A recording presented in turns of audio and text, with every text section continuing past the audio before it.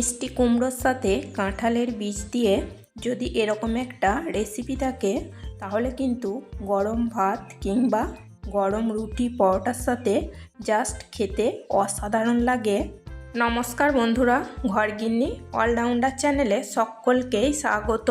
প্রতিদিনের মতো আবারও আমি চলে এসেছি মিষ্টি কুমড়ো এবং কাঁঠালের বীজ দিয়ে একটা রেসিপি নিয়ে। দেখো বন্ধুরা, রেসিপিটা বানানোর জন্য আমি এখানে 500 গ্রাম মিষ্টি কুমড়ো নিয়েছি। মিষ্টি কুমড়ো খোসা ছুলে দেখো এরকমভাবে কেটে নিয়েছি। আর নিয়েছি কাঁঠালের বীজ। কাঁঠালের বীজগুলো আমি খোসা ছাড়িয়ে দুভাগ করে কেটে নিয়েছি।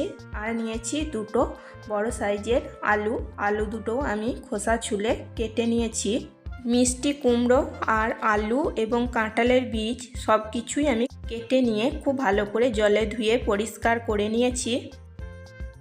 ওভেনে আমি কড়াই বসিয়ে দিয়েছি। কড়াইতে দিয়েছি 2 টেবিল চামচ মতো সর্ষের তেল। সর্ষের তেল খুব ভালো করে গরম করে নিয়ে এখন ফোড়নে দিয়ে দিয়েছি একটা তেজপাতা, একটা শুকনো লঙ্কা, হাফ চা চামচ 5 ফোড়ন আর হাফ চা চামচ কালো সর্ষে। ফোড়নটা একটু ভাজা হয়ে গেছে, ফোড়ন থেকে একটা সুন্দর গন্ধ বেরিয়েছে। এখন আমি দিয়ে দিয়েছি 1 চামচ গ্রেট করা আদা একটু নাড়াচাড়া করে ভেজে নেব। আদার কাঁচা গন্ধ যাওয়া অবধি এখন আমি গ্যাসের ফ্লেমটা মিডিয়াম রেখেছি। দেখো বন্ধুরা, আদা আমি খুব ভালো করে ভেজে নিয়েছি। আদার কালারটাও চেঞ্জ হয়ে গেছে। এখন আমি দিয়ে দিচ্ছি আলুগুলো আগে দিয়ে দিচ্ছি, কারণ আলু সেদ্ধ হতে একটু সময় লাগে। সেই জন্য তেলের মধ্যে আলুগুলোকে আগে দিয়ে একটুখানি নাড়াচাড়া করে ভেজে নেব। দেখো বন্ধুরা, আলু আমি একটু লাল লাল করে ভেজে নিয়েছি। এখন আমি দিয়ে দিচ্ছি মিষ্টি কুমড়ো।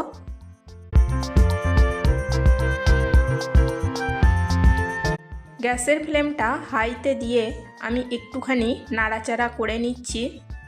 আমার রেসিপি যদি তোমাদের ভালো লেগে থাকে তাহলে একটা লাইক করে দিও, সাবস্ক্রাইব করো, কমেন্ট করো এবং প্রচুর শেয়ার করে আমার পাশে থেকো।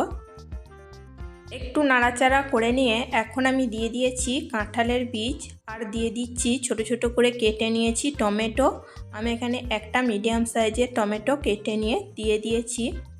আর দিয়ে দিচ্ছি টেস্ট অনুযায়ী নুন দিয়ে একটু নাড়াচাড়া করে নিয়ে খুব ভালো করে আমি কষিয়ে নেব। মিষ্টি কুমড়ো কষিয়ে নেওয়ার সময় আমি নুন দিয়ে দিলাম, কারণ নুন দিয়ে দিলে সমস্ত কিছু কিন্তু খুব তাড়াতাড়ি নরম হয়ে যাবে। তোমরা চাইলে এখানে কিন্তু মিষ্টি কুমড়ো আলাদা করে ভেজে নিয়ে রান্নাটা করতে পারো, কিন্তু আমি আর মিষ্টি কুমড়ো আলাদা করে ভেজে নেব না।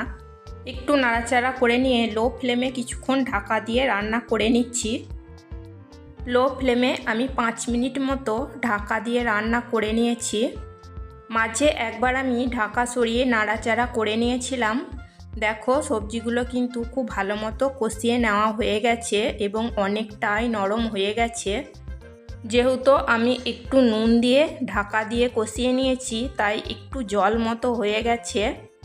এখন আমি গ্যাসের ফ্লেমটা হাইতে রেখেছি। একটু নাড়াচাড়া করে নিয়ে এখন আমি দিয়ে দিচ্ছি 1 চামচ ধনে জিরের গুঁড়ো আর দিয়ে দেব 1 চামচ হলুদের গুঁড়ো।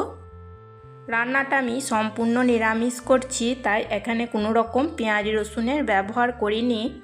আর এই নিরামিষ রান্নাটাও খেতে খুবই ভালো হয়, পেঁয়াজ রসুনের কোনো দরকার পড়ে না। এখন আমি মিষ্টি কুমড়োর সাথে মশলা খুব ভালো করে কষিয়ে নিচ্ছি, মশলার কাঁচা গন্ধ যাওয়া অবধি।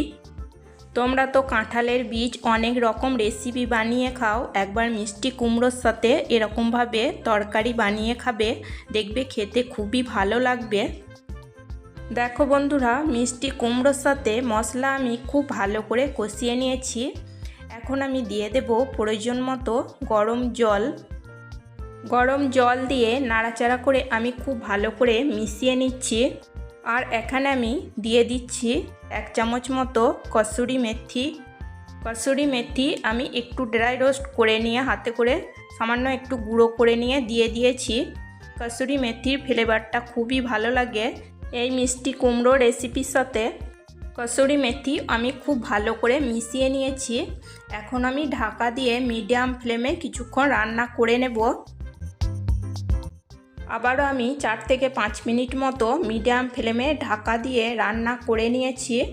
দেখো সব কিছু খুব ভালো মতো সেদ্ধ হয়ে গেছে। এমনিতেও যখন আমি কষিয়ে নিয়েছিলাম তখন কিন্তু অনেকটাই সেদ্ধ হয়ে গিয়েছিল।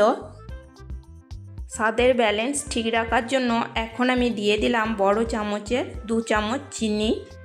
মিষ্টি কুমড়ো রান্না করার সময় আমি নিরামিষ কিংবা আমিষ যে রান্নাই করি তাতে কিন্তু আমি একটু চিনি দিই, কারণ মিষ্টি কুমড়োর তরকারিটা আর একটু চিনি দিলে খেতে খুবই ভালো লাগে। চিনিও আমি তরকারির সাথে খুব ভালো করে মিশিয়ে নিচ্ছি। এখন আমি দিয়ে দিচ্ছি হাফ চামচ সবজি মশলা। আমি এখানে গরম মশলার ব্যবহার করছি না, তোমরা চাইলে করতে পারো। সবজি মশলাও তরকারির সাথে খুব ভালো করে মিশিয়ে নেব। ব্যাস তৈরি হয়ে গেছে কাঁঠালের বীজ দিয়ে মিষ্টি কুমড়োর তরকারি। তোমরা যদি মিষ্টি কুমড়োর সাথে কাঁঠালের বীজ দিয়ে তরকারি বানিয়ে না থাকো তাহলে অবশ্যই একবার বানিয়ে নেবে। দেখবে এই তরকারিটা খেতে খুবই টেস্টি হয়। গরম ভাত কিংবা রুটি পরোটার সাথে খেতে দারুণ লাগে। আজকের মতো এই পর্যন্তই, আবার আসবো অন্য কোনো নতুন রেসিপি নিয়ে। সবাই সুস্থ থাকবে, ভালো থাকবে। চলো টাটা, বাই।